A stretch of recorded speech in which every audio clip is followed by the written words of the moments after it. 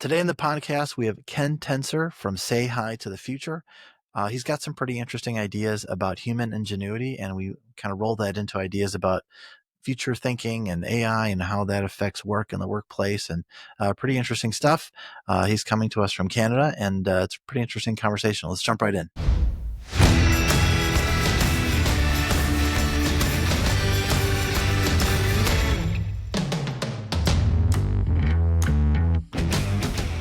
Hello and welcome to the Digital Transformist. I'm Michael LaVista, and we're here today with Ken Tencer, who is the founder and CEO of Say Hi to the Future.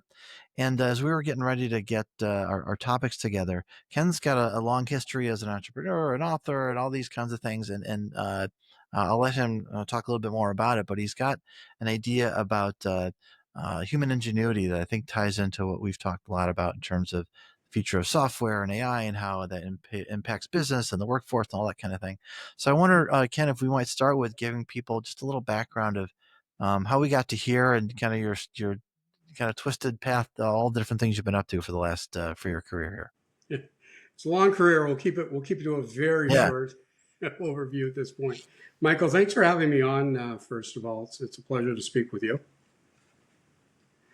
And taking a look back now, so I started off as a pretty traditional entrepreneur. I mean, we're going back, well, nearly 40 years since I got out of the first stint at university, if you will. So we didn't have a lot of online applications back then.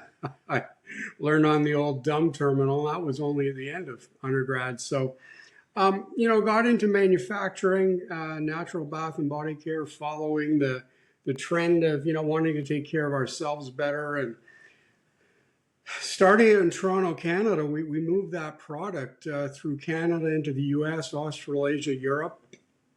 I exited that firm to one of my partners, or my partner, who teamed up with private equity at that point. And I got into sort of passive investments, and just found that after I built the first company so quickly, people were asking, how'd you do it? And so I wrote my first book, actually, called The 90% Rule. It was about innovation from an entrepreneur's perspective. And 90% wasn't a formula. It was just a philosophy that said, figure out what you're 90% good or great at, and then always be challenging yourself to find the next 10%. And humble beginnings, my partner and I, we would sit down and knew that if we over leveraged or borrowed more than another 10%, we'd probably end up bankrupt with a whole bunch of little kids out on the street. So I don't know how much rocket science it was, so much a survival instinct.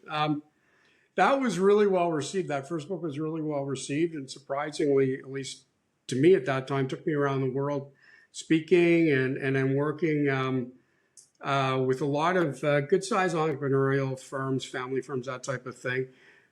What I found, though, is that, we were starting to understand the process of innovation, but we were developing pretty bad teams or developing teams in a pretty haphazard way. And I started to look at entrepreneurship, so entrepreneurs, but, internally, and I started to look at, how do you develop a team that is actually innovative, that actually works, and through all the cycles of innovation, from the craziness of launch to leveling off to regenerating and starting all over again.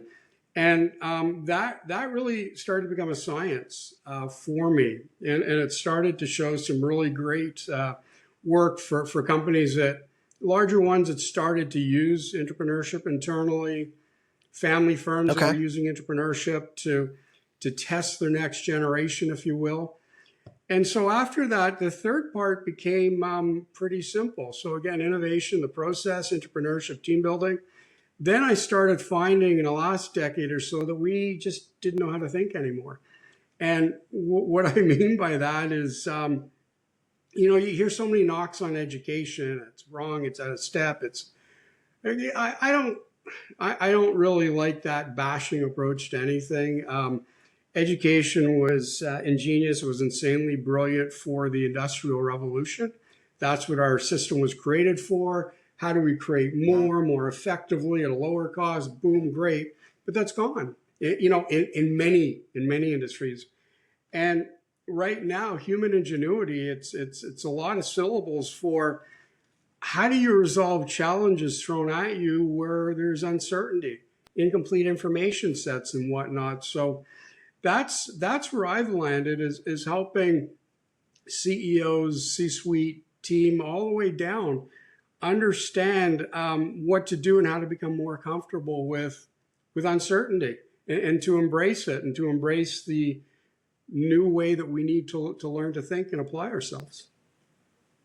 It's really interesting. I'm sure you saw the article that said something about when they measured brain activity when people are using AI systems now that it flatlines. I can't remember what the number was, but the idea that we've lost our ability to think before all Yeah. this, and now you've got this new technology that in a way is taking a lot of that system two thinking where it's a difficult thing to figure out and sort of handing it over to something is kind of worrisome.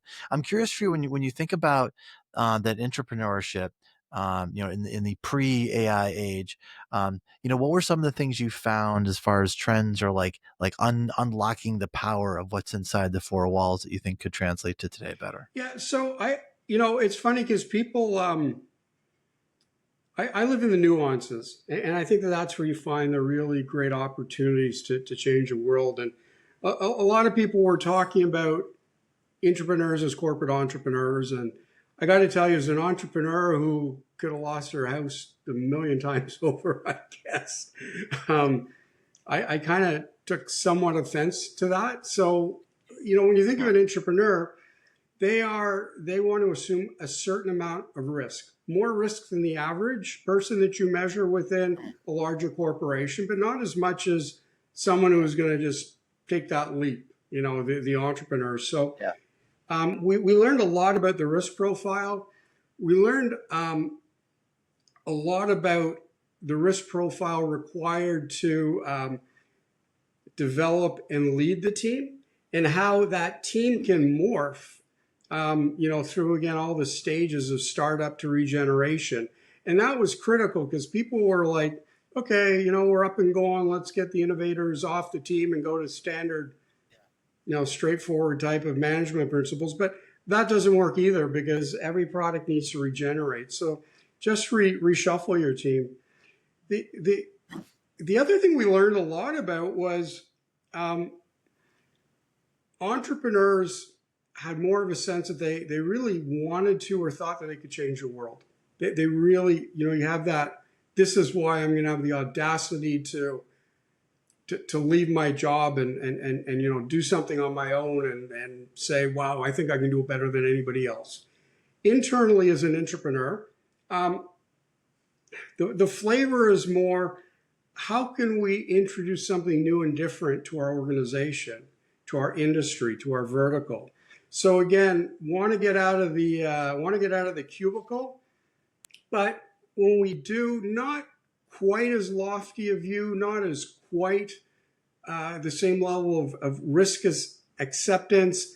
And the last part of the entrepreneur is that they really appreciate that you can connect into, there's a legal team, there's an ops team, there's a whatever from the main company. Whereas I guess it goes to the risk profile of an entrepreneur. We're good learning.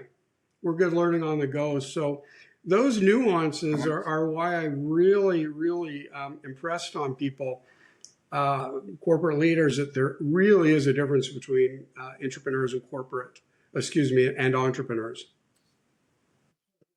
That's really good because you bring up a great point that as an entrepreneur, you sort of push all the chips into the center on almost every day sometimes, and you're making really really big bets, and but you feel like you've got it's your bet to Yeah. make, right? Whereas with an entrepreneur, the stakes are probably lower, and so the risk is probably lower. And so, how do you help people? And it's a great point. As an entrepreneur, you maybe get offended about, well, they're not really entrepreneurs, but it's a different category that how do you coach or teach that risk tolerance, because they probably are coming from a very risk averse point of view, and you were asking them to like open up just a little bit and try some new, potentially scary things. How do you navigate that Well, for those entrepreneurs? the long before I did it, I mean, I think that, and this goes back many years now, but I mean, Adobe had this red box program that it's all over the internet now, and they were amazing. They would invite people in who thought they wanted to do something different or had an idea or wanted to learn to explore it.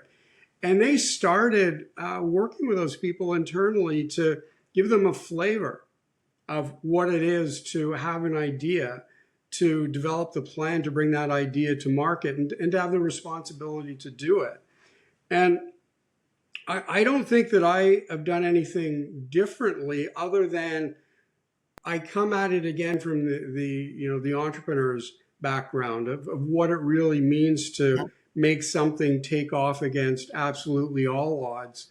And in a lot of ways, it's been a lot of fun for me because they have budgets that I Yeah. never had. Now they don't have the huge budgets of their leading brands, and they shouldn't, to begin. But just helping people understand in the way that Adobe did so many years ago and walk them through it has been amazing. And the last thing I'll say that I brought in is the dualistic nature. Like, you work with a lot of, say, mid-sized firms or divisions of companies, and the CEO will bring you in, hire you, boom, go into a room and become entrepreneurs, and the CEO won't come in with you. I mean, and that's when I go, no, this is about maybe not necessarily the CEO, but the leader and the next generation. And what we've done is we've taught each party how to play their role, what a leader needs to bring as a coach, as a mentor, as the accessibility factor, if you will, to the corporation's assets. And the next gen or the entrepreneur, their role is to shake it up, to come up with that idea and to have the conviction to push it to market. So, a lot of really cool things have come out of it, but it all comes down to teamwork at some point and process. Yeah, so I'm curious what you think about this. So I've actually had conversations with a handful of CEOs in the last, I want to say 2 or 3 weeks, where they all were doing this very same thing. And it was curious to me just because they had asked the organization to do the same thing. And what I heard was, I've asked my organization to come up with one AI idea a week or 3 AI ideas a week, and sort of encouraging this entrepreneurship. Um, and as I've been processing that for a couple of weeks here, and what comes to mind is, it's sort of asking people to do something that they've never done before, and further to do it in a brand new field where everyone is kind of still figuring it out. And it occurs to me that there's sort of um, I'm curious to see how that's going to go, because I think the risk is high that they will come back with more of the same because they're not sure how to be entrepreneurs, or they're not going to know what's possible with AI because it's so new. Like, how do we sort this out? So I'm curious for if other organizations are doing that, and I imagine they are. What would be the guidance you give people on sort of innovating in a new space, and now with Yeah. this new layer of AI kind of You know, thrown when on it top comes to of everything? process, and frankly, I've worked around the world now and researched around the world to develop and put that into play. And we just did one with a major university and their students to help an organization answer, that type of question. But a lot of people look at the old complex challenge where it's tough, but you have all the information if you search for it. And they think that that's going to apply to Yeah. a wicked challenge, one where there's uncertainty and ambiguity. And it doesn't. There's more steps. There's more learning up front. There's actually an assessment that we use that is focused 100% on a person's capacity to embrace, to understand, to work with uncertainty and ambiguity.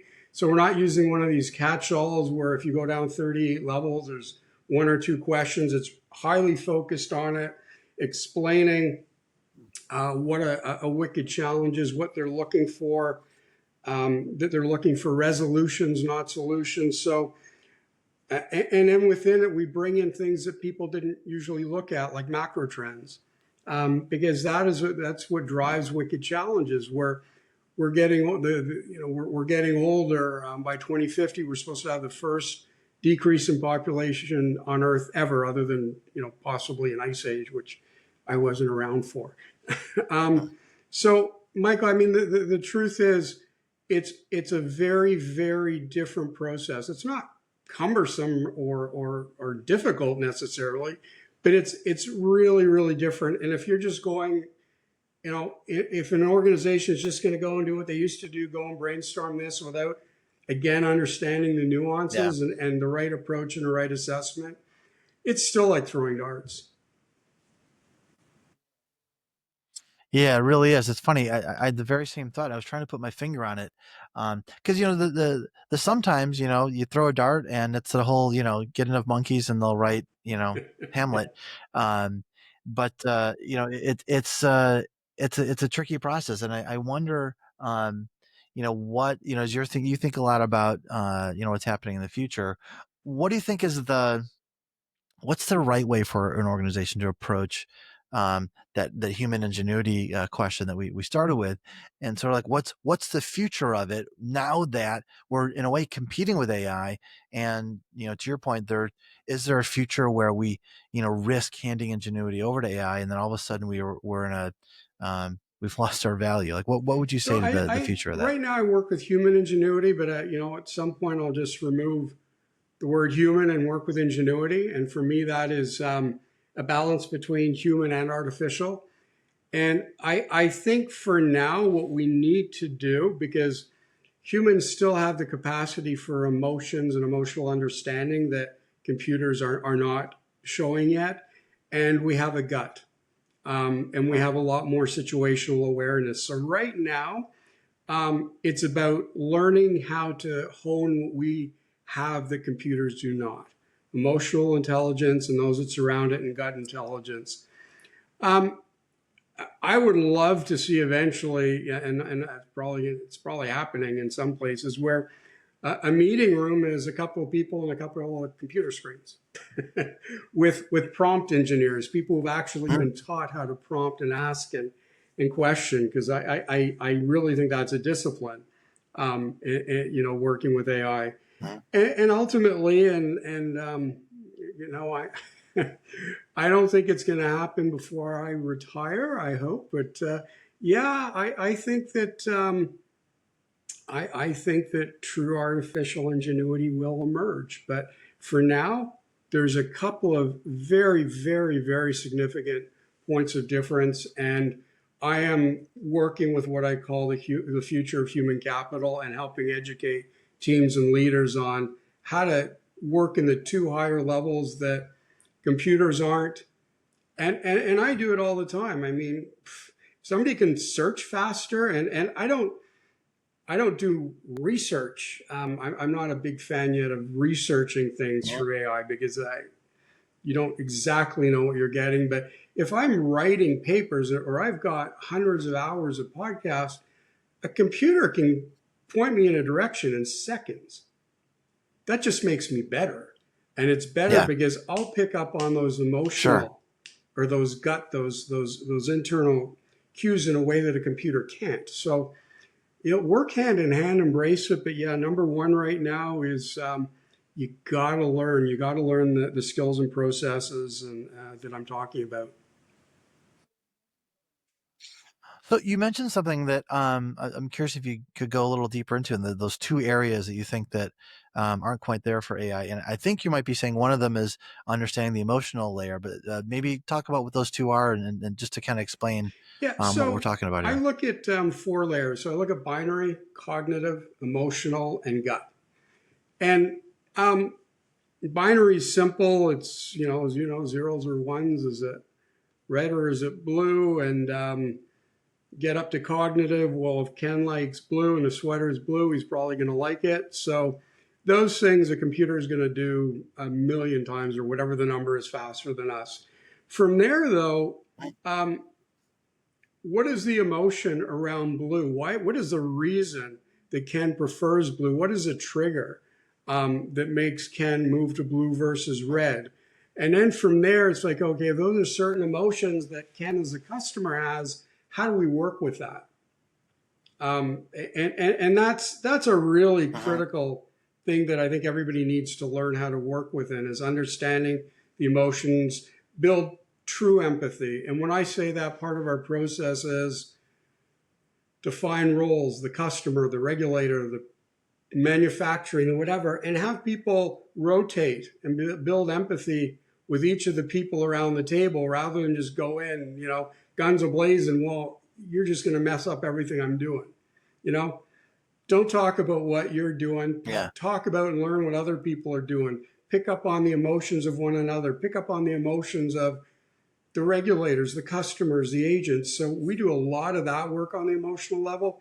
And then the gut is simple, and it's Yeah. funny. It wasn't described this way or to me as gut intelligence, but when I was looking at starting my first business, and I looked at a number of things, and I had dinner. I was introduced to a very successful entrepreneur. It was about my age now, when I was in my early 20s, and I kept asking questions, and then he put the salt and pepper shaker down, and he said, "Ken, is it yummy or is it yucky?" And he said, at some point, you got to make a decision. The more seasoned you become, you'll become more comfortable. And a lot of that comes from internal understanding and trust of what you've learned. Uh, and that's the reality, because wicked challenges do not have solutions, they have resolutions. If you have incomplete information, at some point you got to make a leap. I can't get, X Yeah. doesn't equal one.